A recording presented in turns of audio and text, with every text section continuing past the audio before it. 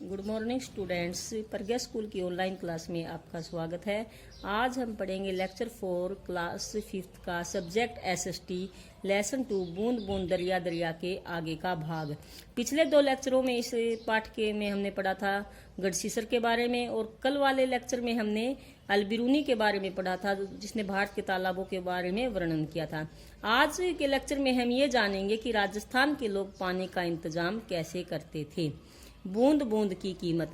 राजस्थान में जैसलमेर का राजा था ना गढ़सी, वहाँ पे पानी की बहुत ज़्यादा कमी थी। तो वहाँ के अलावा भी बहुत से इलाके या जगह ऐसे हैं जहाँ साल में 10-12 दिन ही बारिश होती है। यानी राजस्थान में क्या है, बहुत ही कम है बारिश होती है। लेकिन भारत में का एक राज्य ऐसा भी है जहां विश्व की क्या है, सर्वाधिक बारिश होती है। कौन सा राज्य है वो? मेघालय। उसके बारे में मैं आपको एक बार मैप में दिखा देती हूँ। वहां पे एक जगह है मासिनम। मेघालय कहाँ पे है? बांग्लादेश, ये तो देश है हमारा पड़ोसी देश, और ये जो असम जो राज्य है इसके ठीक बीच में यहाँ पे एक जगह है मासिनराम।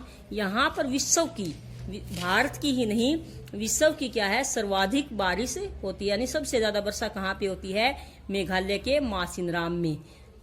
अब इसके आगे राजस्थान में 10-12 दिन ही बारिश होती है। यहाँ की नदियों में भी साल में कई महीने पानी नहीं रहता। बारिश ही नहीं होगी तो नदियों में पानी कहाँ से आएगा? सोचो, ऐसे में भी यहाँ के ज्यादातर गांव में पानी की कमी नहीं होती थी। फिर भी क्या है, देखो, बारिश भी नहीं होती थी, नदियों में भी पानी नहीं होता था, फिर भी गांव में पानी की कमी नहीं होती। कैसे इंतजाम करते थे यहाँ के लोग, उसके बारे में अब पढ़ोगे। लोग बारिश की हर बूंद की कीमत को जानते थे। यानी पानी की हर बूंद की कीमत को राजस्थान के लोग जानते थे। यहाँ बारिश के पानी को इकट्ठा करने के लिए तालाब और जोहड़ बनवाए जाते थे। ये एक सांझी मतलब सबकी जरूरत होती थी, क्योंकि पानी की जरूरत तो सभी को होती है। तो इसलिए इंतजाम में भी क्या थे, सभी लोग साथ साथ जुड़ते थे, सभी इसमें मदद करते थे, चाहे व्यापारी हो या मजदूर हो। पीछे के लेक्चर में भी आपने पढ़ा था कि जैसलमेर के राजा गढ़सी ने लोगों के साथ मिलकर क्या बनवाया था, गढ़सीसर का निर्माण करवाया था।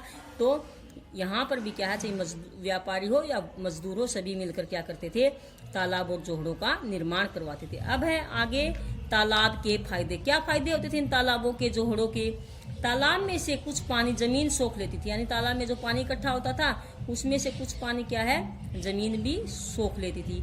और इस तरह आसपास के जो कुएं होते थे तालाबों के, और जो बावड़ियां होती थी, बावड़ियों के बारे में हम आपको आगे विस्तार से जानकारी देंगे, में पानी पहुंच जाता था।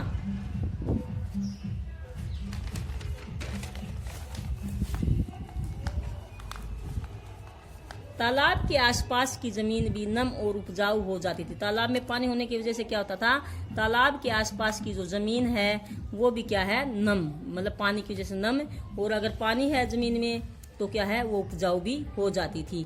अब प्राचीन समय में, प्राचीन यानी पुराने समय में राजस्थान के घरों में पानी का इंतजाम लोग कैसे करते थे? प्राचीन समय में राजस्थान के लगभग घरों में बारिश के पानी को भूमिगत टैंक बनाकर, यानी पर घरों में क्या है, जमीन के अंदर ही एक टैंक या कुंड बनाकर, छतों के जो छत में जो पानी गिरता था बारिश का, उसके माध्यम से उस टैंक या कुंड में क्या किया जाता था, इकट्ठा किया जाता था। और उसी पानी का प्रयोग फिर क्या करते थे राजस्थान के लोग, पूरे वर्ष करते थे। शुरू की बारिश जो होती थी उसका पानी छत की सफाई के लिए किया जाता था, ताकि छत पर जो धूल व मिट्टी हो वो क्या हो, साफ हो सके।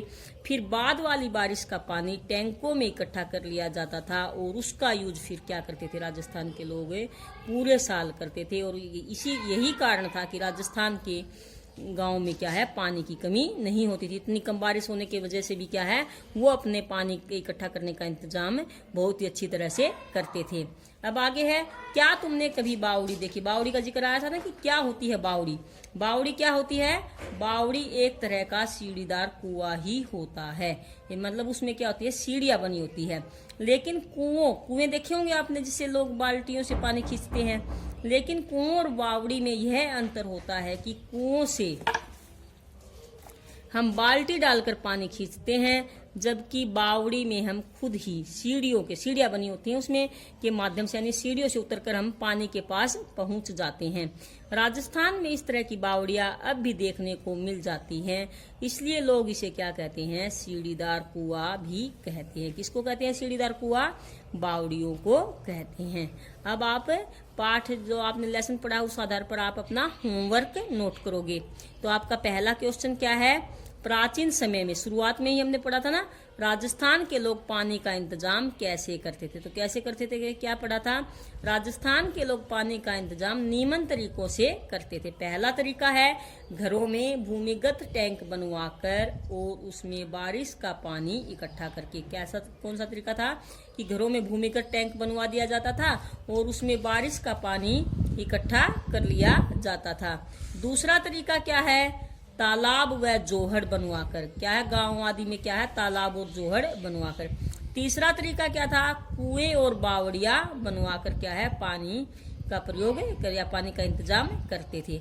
आपका सेकंड क्वेश्चन है तालाब और जोहड़ सभी लोग मिलकर क्यों बनाते थे? क्या कारण था कि इस तालाब और जोहड़ है जो सभी लोग मिलकर बनवाते थे? पानी की सबको जरूरत होती है, आपको भी पता है, पानी के बिना हमारा 1 मिनट का भी काम नहीं चल सकता ना। वैसे ही तो पानी की सबको जरूरत होती है, इसलिए सभी लोग इसको क्या है? मिलकर बनवाते थे। तालाब और जोड़ों को सभी लोग मिलकर बनवाते थे। हमारा तीसरा क्वेश्चन है सीढ़ीदार कुआं। अभी पढ़ा है हमने बावड़ियों के बारे में। तो सीढ़ीदार कुआं किसे कहते हैं? किसको कहते हैं? बावड़ी को कहते हैं। अब क्वेश्चन नंबर 4 है तालाब से आसपास की जमीन को क्या फायदा होता है? पीछे पढ़ा था ना, क्या फायदा होता है आसपास की जमीन को? तालाब से आसपास की जमीन नम और उपजाऊ हो जाती है। क्या हो जाती है? नम और उपजाऊ हो जाती है। विश्व की सर्वाधिक वर्षा किस स्थान पर होती है? मासिनराम, मेघालय, ये भारत में ही है, हमने मैप में देखा भी था। मेघालय कहाँ पे है? बांग्लादेश जो हमारा एक पड़ोसी देश है और असम हमारे भारत का एक राज्य है, उनके बीच में क्या है? मेघालय पड़ता है। यहाँ पर भारत की ही नहीं बल्कि विश्व की सबसे, जो मासिनराम जो जगह है वहां पर भारत की ही नहीं विश्व की सबसे ज्यादा बारिश होती है। थैंक यू स्टूडेंट्स, आज के लिए इतना ही। ये आपको जो होमवर्क दिया है आपको अपनी कॉपी में भी नोट करना है और आपको ये लर्न भी करना है।